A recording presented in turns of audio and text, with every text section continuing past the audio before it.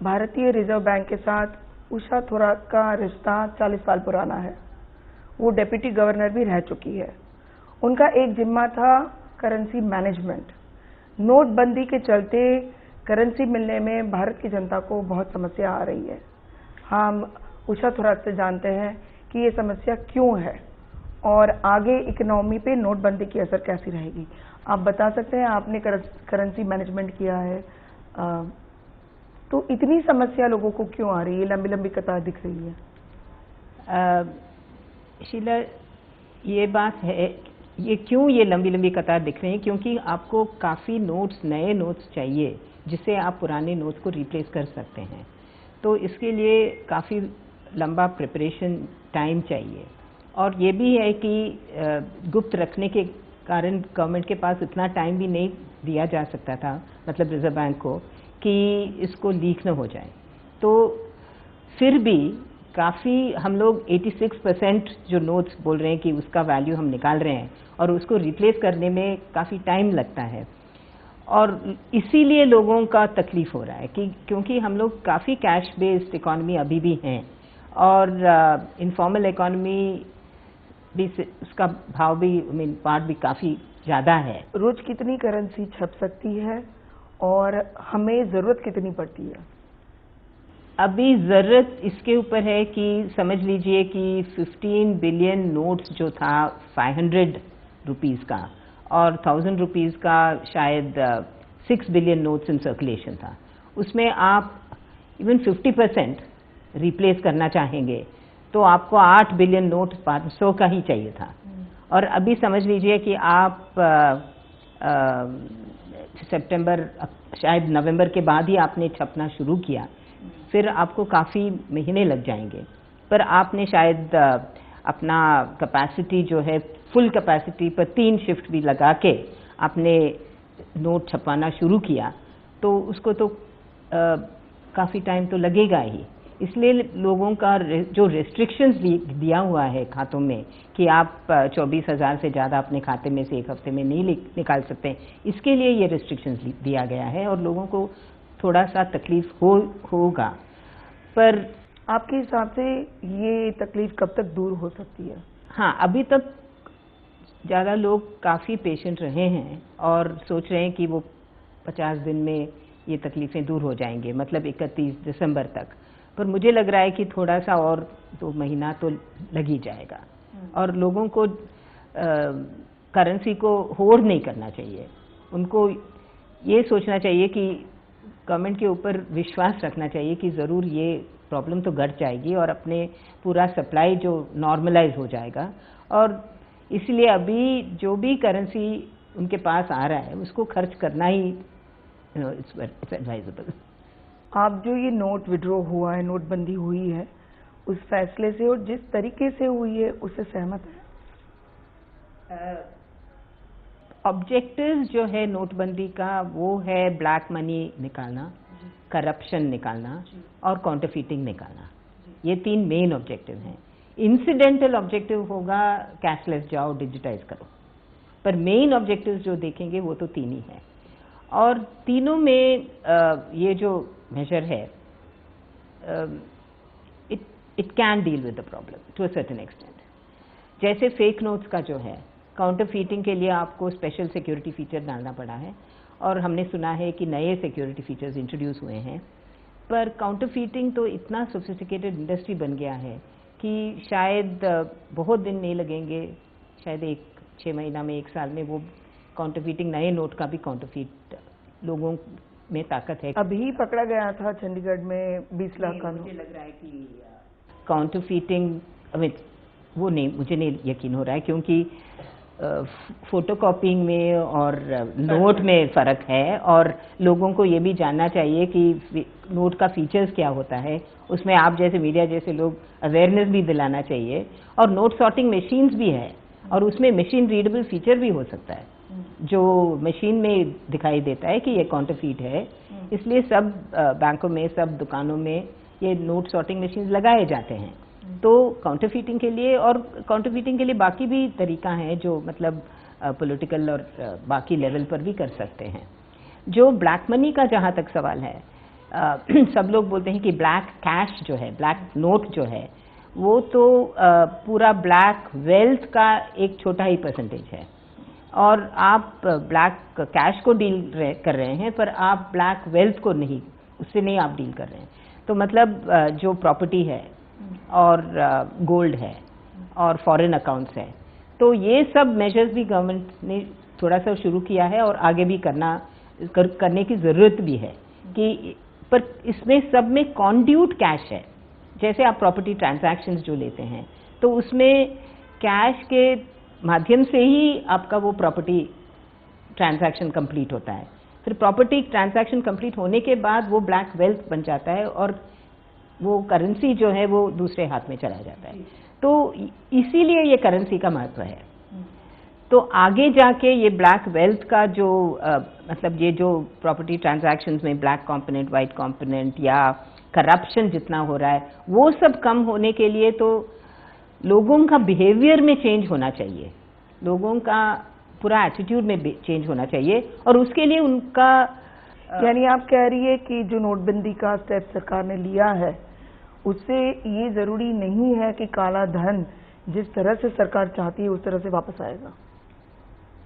मैं बोल रही हूँ लोगों के मन में अभी नोटबंद के कारण क्या इंसेंटिव्स पैदा है, क्या कोई डर पैदा हुआ है, फियर्स है, मुझे लगता है टू अ सर्टेन एक्सटेंट। इसलिए उसके लिए जितना वो होगा, और ये भी है कि लोगों ने जो डिक्लेयर किया हुआ है उसमें आपका पूरा इंफॉर्मेशन भी दिया हुआ है, अपने अकाउंट में आपने कितना जमा किया है। फिर उसमें से टैक्स अथॉरिटीज़ बता सकते हैं कि आपके मतलब वो इनकम जस्टिफाइड है कि नहीं आपके अकाउंट्स को देखकर। इस साल शायद कैसे भी आप लोग एक्सप्लेन करेंगे, पर अगले साल आप कर पाएंगे कि नहीं, उससे पता चलता है कि कौन से अकाउंट्स में जितना जमा हुआ है उससे ऊपर लीड लेके इनकम टैक्स के लोगों को काफ़ी कुछ करना पड़ेगा। उससे ये मन में जो कंटिन्यूअसली फियर रहेगा कि मेरा टैक्स इवेशन अडॉप्ट करूंगी तो मेरा मतलब मैं पकड़ी जाऊंगी। तो नेमिंग एंड शेमिंग भी थोड़ा सा होना चाहिए दोनों ऑफिशियल्स, टैक्स अथॉरिटीज़ में भी, और जो मतलब एक्चुअली टैक्स इवेड करते हैं। आपके अंदाज से कितना काला धन वापस आ सकता है सिस्टम में? काला धन या काला नोट? तो इसका तो कोई उम्मीद नहीं कर सकते हैं, पर अभी जो हमने सुना है 15-17 लाख करोड़ जो रुपये नोट्स इन सर्कुलेशन में थे, और उसमें 15 लाख करोड़ 500 और 1000 का डिनोमिनेशन था। और रिपोर्ट से रिजर्व बैंक का जो लास्ट रिपोर्ट था उसमें लिखा गया था कि 8 लाख करोड़ लोगों ने डिपॉजिट किया है और एक्सचेंज किया है, और इसका मतलब है कि 8 लाख करोड़ का आप एक्नॉलेज कर रहे हैं, ये तो सिस्टम में आ गया है। तो 7 लाख करोड़ आपका बाहर है, और कल हमने सुना कि ये फिगर जो 8 लाख करोड़ है वो अभी 12 लाख हो गया है। रिपोर्ट्स, ऑथेंटिक रिपोर्ट्स मेरे पास नहीं है, पर समझ लीजिए कि ये जो 12 लाख करोड़ आ गया है उसका यही मतलब है कि ये नहीं कि ये ब्लैक मनी नहीं था, ये है कि जो ब्लैक मनी था वो अकाउंट में आ गया है और आपको एक्सप्लेन करने का। पर जो ब्लैक मनी बाहर है जो अभी तक नहीं आया है उसका वैल्यू बिल्कुल ज़ीरो हो गया है। इसलिए एक किस्म से आप सोच सकते हैं इसका मेजर का सक्सेस यही है कि जितना वापस नहीं आता है वही एक्चुअली आपने उसको, उस वैल्यू को आपने नष्ट किया है नोटबंदी के कारण। तो अगर आप 12 लाख करोड़ कह रही है और 15 लाख करोड़ था, तो सिर्फ 3 लाख करोड़ का मतलब आपने उसका नष्ट कर दिया है। पर ये नहीं फायदा, ये नहीं बोल सकते कि फायदा नहीं है, क्योंकि जो 12 लाख करोड़ जो हुआ है, मतलब थोड़ा सा फायदा हुआ है। नहीं वो तो फायदा है, पर ये 12 लाख करोड़ जो आपने एक्सेप्ट किया है कि मैं इसका पूरा हिसाब दे सकता हूँ, तो वो that is a very important gain. तो मतलब इनकम टैक्स के लिए वो तो दैट इज अ वेरी तो क्या ये आरबीआई के लिए एक तरह का बड़ा विंडफॉल गेन है? पैसे आरबीआई को मिले हैं, जो सरकार उम्मीद रखती है कि आरबीआई डिविडेंड देगा तो वो सोशल कामों में लगा सकते हैं। रिजर्व बैंक अभी जो आप निकालेंगे अपना खाते में से कोई नोट, उसमें लिखा है आई प्रॉमिस टू पे द सम ऑफ ₹500।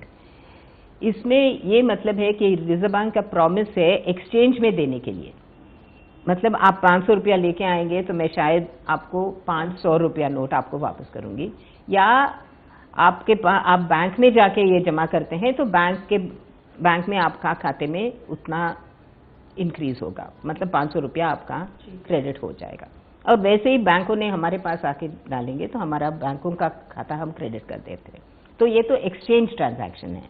जो आरबीआई ने अभी तक किया है वो सेक्शन 26(2) में लीगल टेंडर का कैरेक्टर निकाल दिया है इन नोटों का। उसका मतलब यही है कि कोई ट्रांजैक्शन में ये सेटलमेंट ऑफ ऑब्लिगेशन के लिए नहीं यूज कर सकते हैं। वही मतलब है लीगल टेंडर का। समझ लीजिए आपसे मैं खरीदती हूँ कुछ, समझ गई मैं कि सरकार ने आपको प्रॉमिस दिया है कि आप 500 की वैल्यू को एक्सचेंज कर सकते हैं इस नोट के जरिए। तो आप ये कहना चाह रही है कि ये जो नए नोट आए हैं 2000 के और 500 के, उसमें ये फीचर नहीं है कि सरकार गारंटी या reserve bank of India guarantee हमेशा बैंक नोट में गारंटी रहती है। मैं तो सिर्फ ये फर्क बताना चाहती हूँ कि ये जो डीमोनेटाइज हो गया है वो नोट्स अभी कहीं आप दुकान में बाहर किसी के लिए आप यूज नहीं कर सकते हैं क्योंकि लीगल टेंडर नहीं है। पर वो जो प्रॉमिस टू पे है वो अभी भी है मेरे ख्याल से, क्योंकि वो लास्ट डेट नोटिफाई अभी तक किया नहीं है जब आप रिजर्व बैंक के काउंटर पर उसको उस डेट के बाद एक्सचेंज नहीं कर पाएंगे।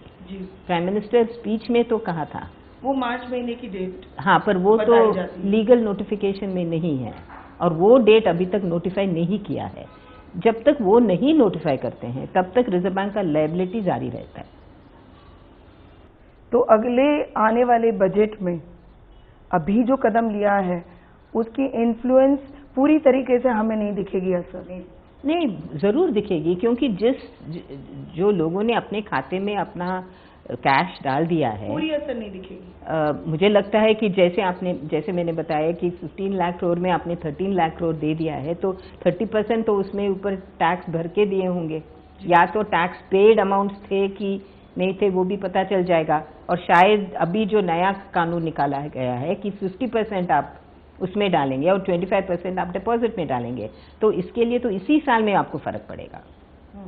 तो टैक्स रेवेन्यूज मुझे लग रहा है इसी साल में ही ज़्यादा हो जाएगा। जो अभी आपने बात बताई कि गवर्नमेंट ने नोटिफिकेशन में ये नहीं लिखा है कि कब तक 500 और 1000 के पुराने legal tender reserve bank promise to pay, हाँ जी, वो उसकी तारीख तय नहीं है अभी। उसका मतलब क्या होता है सामान्य इंसान के लिए? उसका मतलब क्या होता है? सामान्य इंसान के लिए उसका कोई मतलब नहीं होता है, पर रिजर्व बैंक का लायबिलिटी जो है बैलेंस शीट के ऊपर आप देखेंगे तो वो लायबिलिटी तब एक्सटिंग्विश होता है जब तक वो लास्ट डेट दिया जाता है किसी भी कानून में कि ये 31 मार्च का जो डेट अभी तक वो नोटिफाई नहीं हुआ है, और जब वो नोटिफाई हो जाता है तभी उस नोट्स को एक्सटिंग्विश कर सकते हैं। उसका इम्प्लीकेशन यही है कि ये जो नोट्स जो लायबिलिटी है लोग बता रहे हैं कि इसको एक्सटिंग्विश करके गवर्नमेंट के ट्रांसफ़र होगा।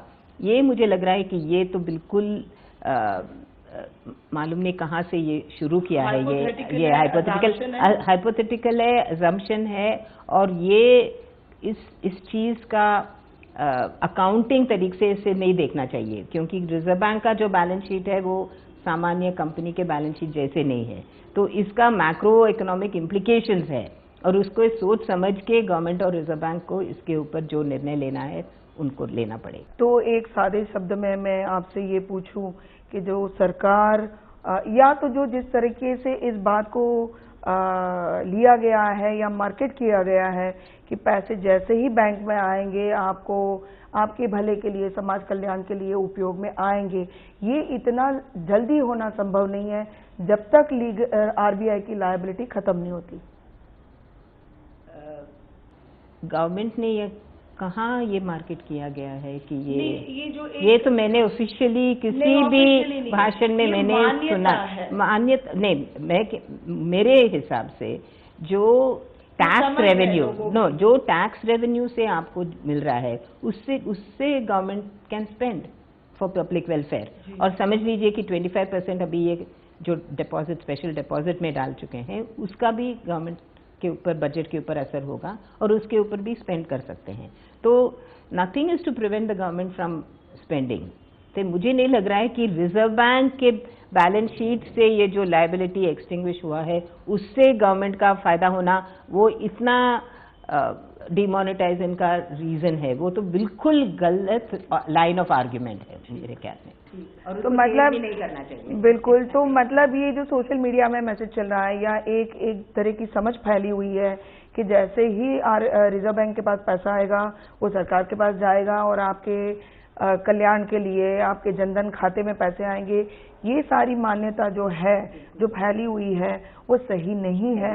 वो इतना जल्दी नहीं हो सकता, ये आप कह रही हैं। वो इतना जल्दी नहीं हुआ है, और जो पैसा जमा किया हुआ है that is actually come into the legal system. जी, तो बाहर है उसी का हम लोग इनडायरेक्टली सोच रहे हैं कि उसका लायबिलिटी चला जाता है और उसका गेन होगा, पर जो खाते में आपने अपना पैसा डाला हुआ मतलब है that is going to be a very important tax base. जी, नोटबंदी के साथ साथ में माना जाता है कि कॉम्प्लीमेंट्री स्टेप होते हैं, जैसे टैक्स रिफॉर्म आ सकता है या गोल्ड पॉलिसी में बदलाव आ सकता है या क्रेडिट पॉलिसी में बदलाव आ सकता है। आपके हिसाब से अब आने वाले दिनों में क्या हो सकता है?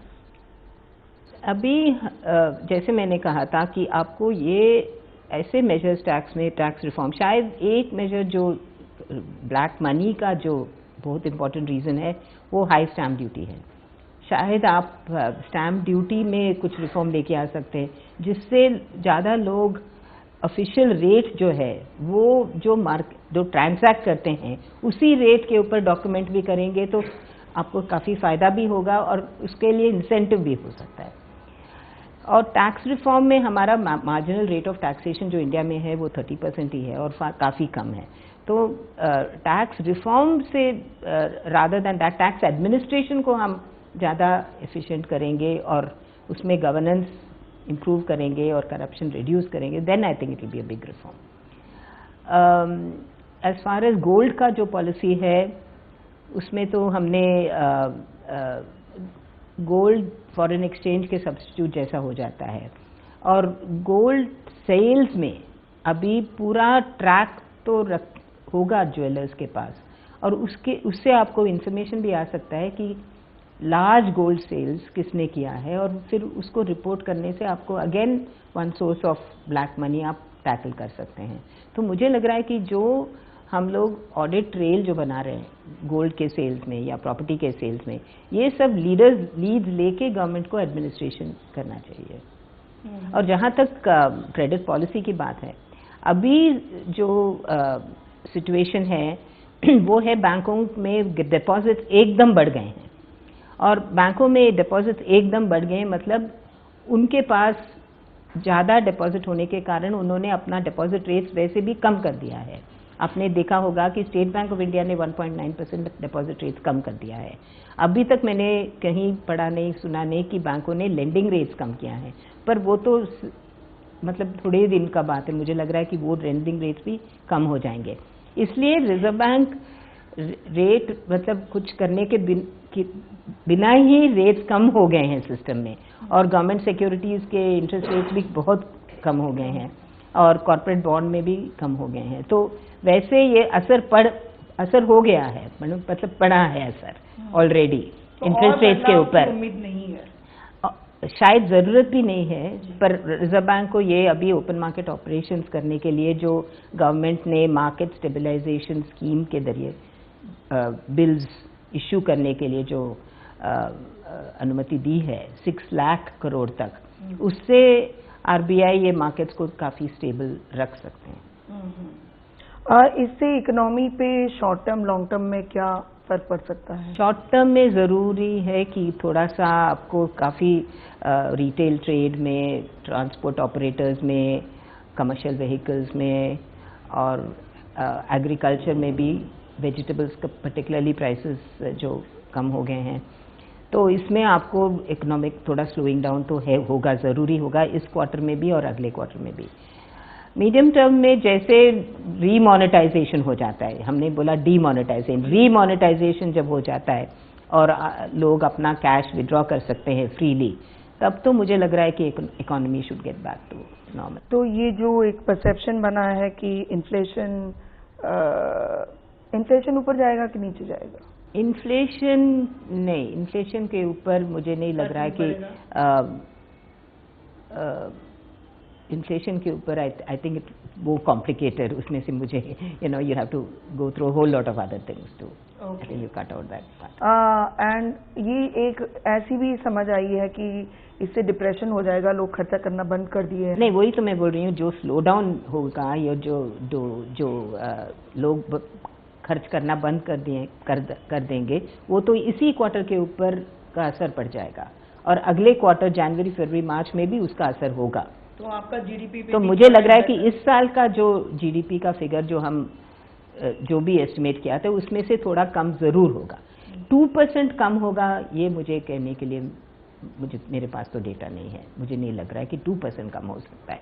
अगले साल के ऊपर क्या असर होगा वो ज़्यादा इम्पोर्टेंट है। अगले साल के ऊपर जब सिचुएशन नॉर्मलाइज हो जाएगा, फिर मुझे लग रहा है कि इकोनॉमी जो पहले जैसे बाकी कारणों के ऊपर निर्भर है, सिर्फ ये डिमोनेटाइजेशन के कारण उसका असर उतना लंबा नहीं चलना चाहिए। एक आखिरी सवाल, सरकार को अभी हाल फिलहाल जो समस्या आम आदमी को आ रही है उसके लिए क्या कदम उठाने चाहिए? पहले तो करेंसी उन जगहों में पहुंचना चाहिए जहां पर लोग ज़्यादा करेंसी के ऊपर निर्भर थे, जैसे एग्रीकल्चर में, रूरल एरियाज में, और उस sectors of the economy, transport operator sector, ये तो एक है। दूसरा है कि जो डिजिटाइजेशन के लिए जो स्टेप्स लिए जाते हैं उसके लिए तो उसके ऊपर बहुत महत्व देना चाहिए और एकदम इमरजेंसी की तरफ बढ़ाना चाहिए। बैंकों को इससे फ़ायदा उठाना चाहिए कि हम आम लोगों को समझाएं कि कैसे अपना ई वॉलेट यूज़ करें, फ़ोन के ऊपर कैसे छोटे छोटे खर्चों के लिए करें, जैसे पेटीएम अभी सब जगह कर रही है। तो मुझे लग रहा है कि गवर्नमेंट ने जो कमिटी कॉन्स्टिट्यूट किया है और सारे सीएम्स को भी बोला है कि आप लोग डिजिटाइजेशन के ऊपर ध्यान कीजिए और उसमें कैसे जल्दी से जल्दी कैसे कैशलेस इकोनॉमी में इंडिया जा सकते हैं, फिर उससे ज़्यादा फर्क। क्या ये मुमकिन है भारत जैसे देश में जो ज़्यादातर लोग रूरल एरिया में रहते हैं और स्मॉल स्केल इंडस्ट्रीज ज़्यादा है, कैश कंपोनेंट ज़्यादा है, वैसी इकोनॉमी को कैशलेस इकोनॉमी बनते हुए कितना समय लगेगा? नहीं, ज़रूर हो सकता है। पहली बात तो यह है कि पूरा आपका कनेक्टिविटी एकदम डिपेंडेबल होना चाहिए, वो तो गवर्नमेंट के हाथ में ही है, टावर्स एंड ऑल दैट। नहीं, पर वो तो पहली तो वो उसी के ऊपर कदम उठाना पड़ेगा कि सब जगह आपका रूरल कनेक्टिविटी 100% रिलायबल होना चाहिए। और दूसरी बात यह है कि हमने देखा हुआ है कि केन्या, टांजानिया जैसे कंट्रीज़ में जहाँ पर इससे भी गरीबी ज़्यादा है, लोग आराम से मोबाइल बैंकिंग कर लेते हैं, तो ये इसका सवाल नहीं उठता। मुझे तो लगता है कि जैसे लोग ने मोबाइल टेक्नोलॉजी इतना इजीली अडॉप्ट कर लिया है और उसी टाइप से वो लोग ये मोबाइल बैंकिंग भी अडॉप्ट कर लेंगे, मेरा पूरा उम्मीद है। आपको लगता है कि भारत की जनता जैसे मोबाइल को इस्तेमाल करना सीख गई है, वैसे अपने मोबाइल में बटवा रखना भी सीख जाएगी? बिल्कुल। और हमने देखा हुआ है ये बाकी देशों में। जी, धन्यवाद। एबीपी न्यूज़ से बात करने के लिए बहुत बहुत धन्यवाद। Thank you.